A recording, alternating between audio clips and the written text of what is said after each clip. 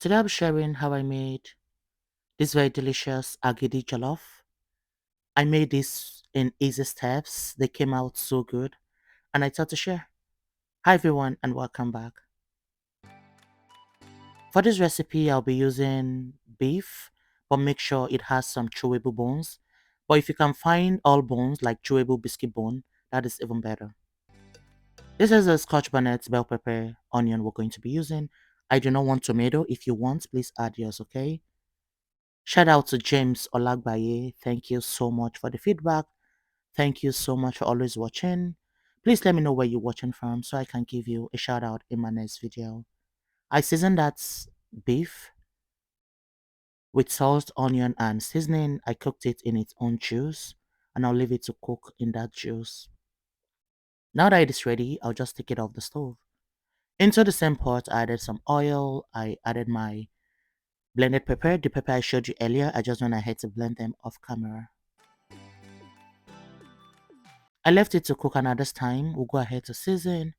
We're going to be seasoning this with salt, seasoning, a little bit of curry, a little bit of thyme. If you do not have those, just use salt and seasoning, okay?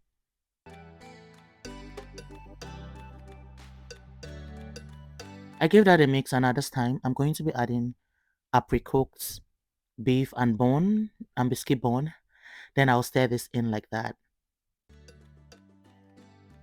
Now I'm going to leave this to continue cooking. You see it is fried.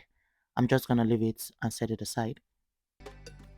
For this recipe, we're not going to go through the stress of blending corn, saving it. We're going to be using powdered pap. If you have the wet pap, you can buy it and make it, okay? We don't want all those stress. But if you can make it, that is even better. I mixed that so well, I broke all of the lumps. I just wanted more, so that was why I added the whole of the pack. It's not so much. I dissolved it in that water until it is smooth. You don't want it all running, you want it just in this consistency, okay? Now I turned on my stove and I was stirring it. Even if you see lumps forming, do not worry, just keep stirring. It's going to disappear on its own. Now I added more water so that it can cook all through. You see it has changed in color, that means it is cooked. At this time, I'll just go ahead to add our fried stew. Added it like that. I'm going to be giving it a stir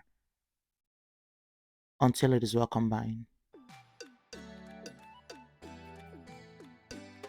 I wasn't satisfied with the color. I want it so red, like not really red, but I want it to look beautiful.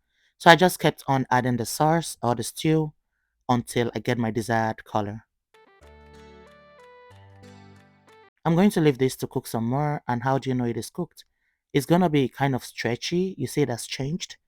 Yeah, it's gonna be this stretchy, guys. Look at. If you're not sure, you can just add it to a bowl of water. If it floats, that means it is ready. Now we'll go ahead to wrap our leaf. You know I love to make stuff like this in leaf. If you do not have leaf, use your plastic, use your foil pouches. Anything works, okay? I just wrapped that like that. I repeated the same process until everything was done. Guys, it came out so good.